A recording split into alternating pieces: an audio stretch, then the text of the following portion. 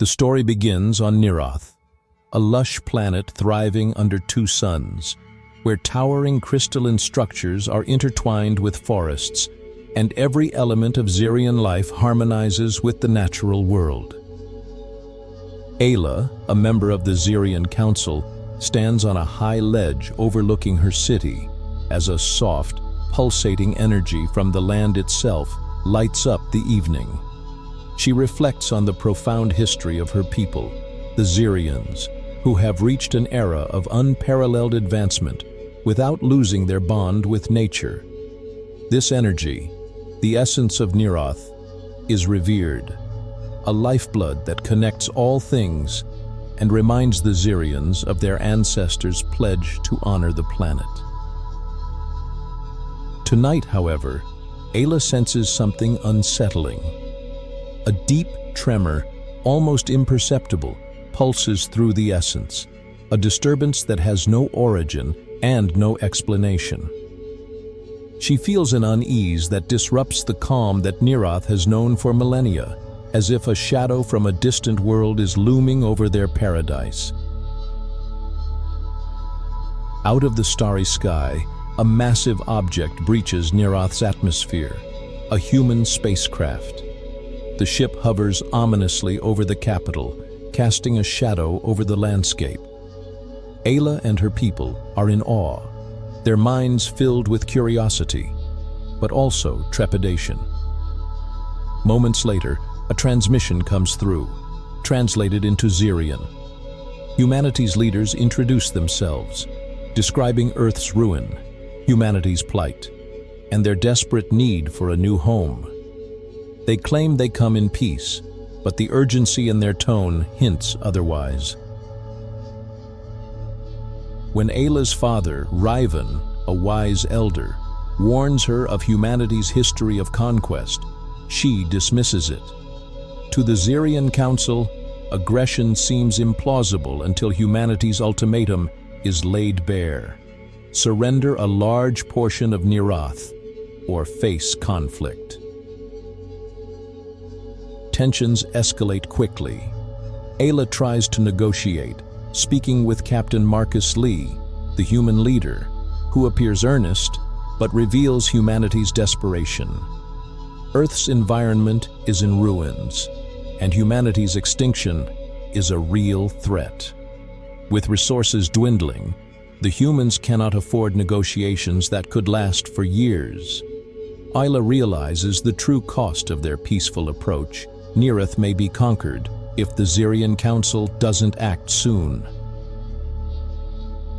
As humans begin deploying drones to scout and secure certain regions, the Zyrians, unprepared for military confrontation, face a moral dilemma. Some Zyrian youth, including Ayla's brother Kalen, grow restless, feeling anger for the first time. They want to protect their planet, but they lack the means. Riven, Ayla's father, shares an ancient prophecy that one day an outsider would bring a test that would forever change Nirath. Ayla begins to see that whether they choose to fight or flee, they'll lose something valuable. In a surprise twist, Kalen and a group of Zyrian youth develop a strategy to hijack some of the human technology. Using their knowledge of biosymbiotic technology, they create a defense network that counters the drones with natural elements, causing the Earth to shift and vines to wrap around the machines.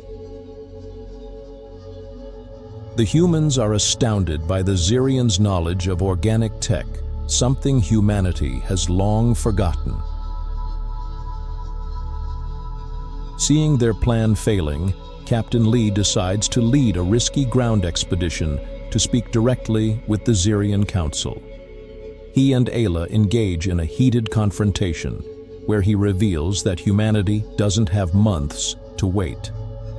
Ayla tries to understand, but she realizes that Earth's struggle may come at too high a price for Nirath. The standoff reaches a breaking point when a human soldier, acting out of fear, fires upon a group of Zyrians. Chaos ensues as Kaelin leads a retaliatory strike. In the ensuing battle, both sides suffer, and the pristine land of Nirath begins to bear scars. The Zyrian Council is forced to deploy the Sphere, a last resort technology capable of creating a protective barrier around Nirath. But using it would mean cutting the planet off from all interstellar contact forever, dooming humanity as well. Isla faces an impossible choice. As she contemplates it, she meets with Captain Lee once more, sensing his despair. Together, they strike a deal. Nirath will offer humanity knowledge of their sustainable technology, and in exchange, humanity must stop the invasion and be allowed a small settlement under Zyrian guidance. Lee reluctantly agrees.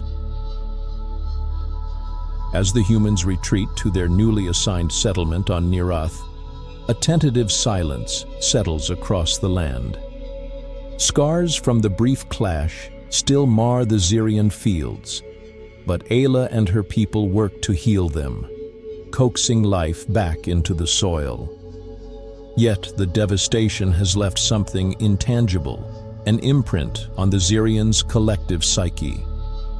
In the city, whispers spread about what has come to pass, and many look to Ayla for guidance, uncertain if they've made the right choice by allowing humans to stay. One night, Ayla ventures to the edge of the human encampment under the stars, watching the newcomers as they try to adapt to Nirath's unique rhythms. She's joined by Captain Lee, who quietly stands beside her, both leaders aware of the fragility of the peace between their people. They exchange no words, but in their silence, there's a mutual acknowledgement of the unknown future that awaits them. Weeks pass, and as human children begin to play with Zyrian youth, it's clear that a delicate bond is forming between the two worlds.